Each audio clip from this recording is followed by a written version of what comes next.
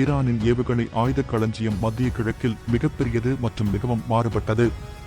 2022ஆம் ஆண்டில் அமெரிக்க மத்திய கட்டளையின் ஜெனரல் கென்னத் மெக்கென்சி ஈரானிடம் 3000க்கும் மேற்பட்ட பாலிஸ்டிக் ஏவுகணைகள் இருப்பதாக கூறினார்.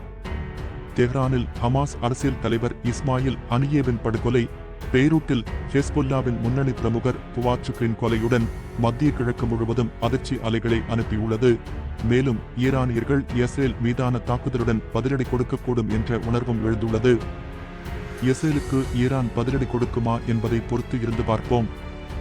ஈரானும் ஹனியாவின் கொலைக்கு பலிதீர்க்கப்படும் என்று உறுதி அளித்துள்ளது. பல ஆண்டுகளாக மேற்கு நாடுகளால் அச்சுறுத்தலாக கருதப்பட்ட ஏவுகணைகளின் துல்லியத்தை நாடு கணிசமாக மேம்படுத்தியுள்ளது. ஈரானிய ஆயுதம் வழக்கமானது. அந்த நாட்டில் இன்னும் அணு ஆயுதங்கள் இல்லை. ஆனால் ஈரான் அந்த வகை ஆயுதங்களை உருவாக்கினால் அதன் பல ஏவுகணைகள் அணு ஆயுதங்களை சுமந்து செல்லும்.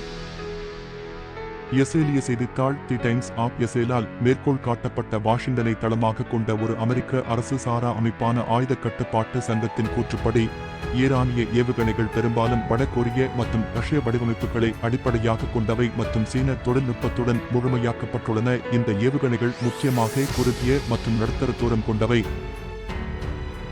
கடந்த தசாப்தத்தில் தெஹ்ரான் ஆளில்லா விமானங்களின் முக்கிய உற்பத்தியாளர் மற்றும் ஏற்றுமதியாளராகவும் மாறியுள்ளது. அமைதிக்கான அமெரிக்க நிறுவனத்தின் கூற்றுப்படி, ஈரான் ஆயிரக்கணக்கான மேம்பட்ட கண்காணிப்பு, உளவு மற்றும் போர் ட்ரோன்களை தயாரித்துள்ளது.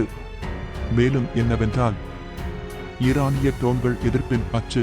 ஈரான், ஹெஸ்புல்லா, ஏமனின் உதிகள் மற்றும் ஈராக் மற்றும் சிரியாவின் ஈரானிய சார்பு போராளிகள் மிகப்பெரிய சொத்துக்களில் ஒன்றாக மாறியுள்ளன. மேலும் ரஷ்யாவிற்கு எதிரான தாக்குதல்களில் அவற்றை அடிக்கடி பயன்படுத்துகிறது. உக்ரைன் குறுகிய மற்றும் நடுத்தர தூர பாலிஸ்டிக் ஏவுகணைகளில் செஜில் போன்ற மாதிரிகள் தனித்து நிற்கின்றன.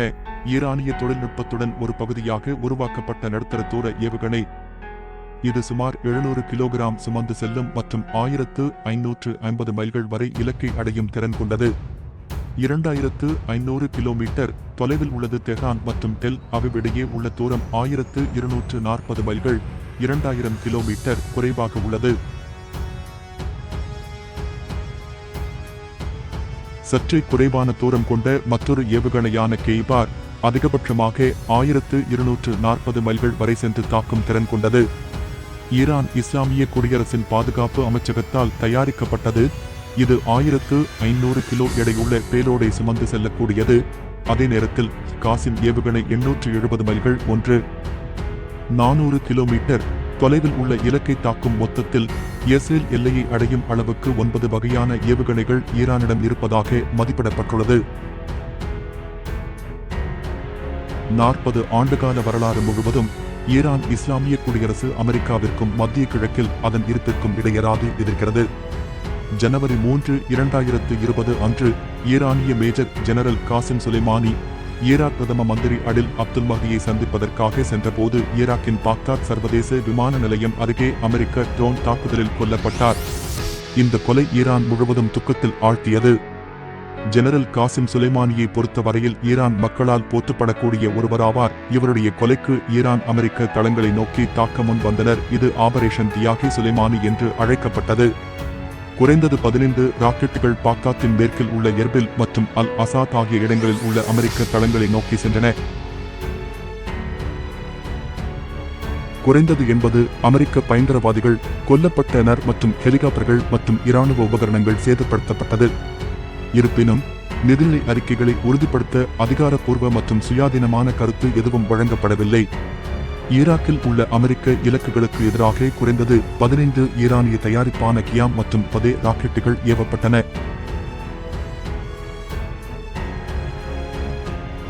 ஆபரேஷன் ப்ளூ பிராமிஸ் உலக வரலாற்றில் மிகப்பெரிய ட்ரோன் தாக்குதல் என்று CNN அறிவித்ததில் ஏப்ரல் 13 சனிக்கிழமையன்று ஈரான் இஸ்லாமிய குடியரசு சியோனிச அமைப்பின் மீது தாக்குதல் நடத்தியது. டமாஸ்கஸில் உள்ள ஈரானிய தூதரகத்தின் மீதான தாக்குதலுக்கு பதிலடியாக 15 நாட்களுக்கு முன்பு இது நடத்தப்பட்டது. ஏப்ரல் 13 முதல் 14 வரை 2024 அன்று இரவு இஸ்ரேல் மீது ஈரானின் பழிவாங்கும் ஏவுகணை தாக்குதல்.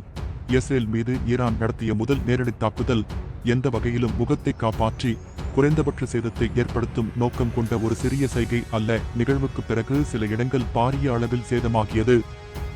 இது 2022 உக்ரைனுக்கு எதிரான ரஷ்யா நடத்திய தாக்குதலுக்கு வாய்ந்த முன்னோடி இல்லாத அளவிலான தாக்குதல் ஆகும். ஈரான் இஸ்ரேலில் 300க்கும் மேற்பட்ட பாலிஸ்டிக் ஏவுகணைகள், குரூஸ் ஏவுகணைகள் மற்றும் தற்கொலை ட்ரோன்களை ஏவியது. இது நெகேவில் உள்ள 2 இஸ்ரேல் விமானப்படை தளங்களையும் மவுண்டில் உள்ள இஸ்ரேல் உளவுப்படை வசதியையும் சேதப்படுத்தும் நோக்கத்துடன். ஜெர்மன் வடக்கு colon heights Tehran operation true promise என்று பெயரிடப்பட்ட இந்த பாரிய ஈரானிய தாக்குதல் சிரியா மற்றும் லெபனானில் உள்ள புரட்சிகர காவலர்களின் குட்ஸ் படையின் தளபதி ஜெனரல் முகமது ரேசா ஜாஹேடியின் படுகொலைக்கு இஸ்ரேலை பழிவாங்குவதாகும்.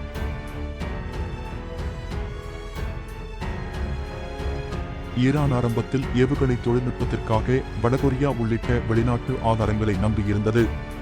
ஆனால் 2010களின் முற்பகுதியில் இருந்து அதன் உள்நாட்டு ஏவுகணைகள் வரம்பு மற்றும் துல்லியம் ஆகிய இரண்டிலும் அதிகரித்துள்ளது. ஈரானின் எல்லைகளில் இருந்து நூற்றுக்கணக்கான மைல்கள் தொலைவில் உள்ள நிலையான இலக்குகளை சேதப்படுத்தும் அளவுக்கு அவை துல்லியமாக நிரூபிக்கப்பட்டுள்ளன. 2021ஆம் ஆண்டளவில் அதன் எதிரிகளான இஸ்ரேலின் பாதுகாப்புகளை பாரிய ஏவுகணைகள் மூலம் முறியடிக்கும் திறனை அடைந்தது என்று அமெரிக்க மத்திய கட்டளை தலைவர் ஜெனரல் கென்னத் மெக்கென்சி தெரிவித்தார். ஈரான் தனது ஏவுகணைகளின் சூழ்ச்சித்திறனை மேம்படுத்தி அவற்றை இடைமறிக்க கடினமாக்கியுள்ளது. தெஹ்ரான் அதன் ஏவுகணைகளின் துல்லியம், மரணம் மற்றும் நம்பகத்தன்மையை மேம்படுத்துவதை வலியுறுத்துகிறது என்று 2024 அமெரிக்க உளவுத்துறை மதிப்பீடு தெரிவித்துள்ளது. ஈரான் குறைந்தது 3 நாடுகளான ஈராக், லெபனான் மற்றும் ஏமன் ஆகிய நாடுகளில் உள்ள தனது பினாமிகளுக்கு கப்பல் மற்றும் பாலிஸ்டிக் ஏவுகணைகளை வழங்கியுள்ளது. நீண்ட காலமாக மேற்கு நாடுகளை கவலையடையச் செய்யும் திட்டத்தில் ஈரான் பலவிதமான பாலிஸ்டிக் ஏவுகணைகள் மற்றும் ட்ரோன்களை உருவாக்கியுள்ளது. ஏவுகணைகள் தெஹ்ரானின் வசம் உள்ள ஆயுத களஞ்சியத்தின் ஒரு முக்கிய பகுதியாகும். ஏனெனில் இது இஸ்ரேலின் சிறிய தூதரகத்தின் மீதான தாக்குதலுக்கு பதிலடி கொடுக்க அச்சுறுத்துகிறது. இத்துடன் வீடியோவை முடித்து அடுத்த வீடியோவில் உங்களை சந்திக்கிறேன்.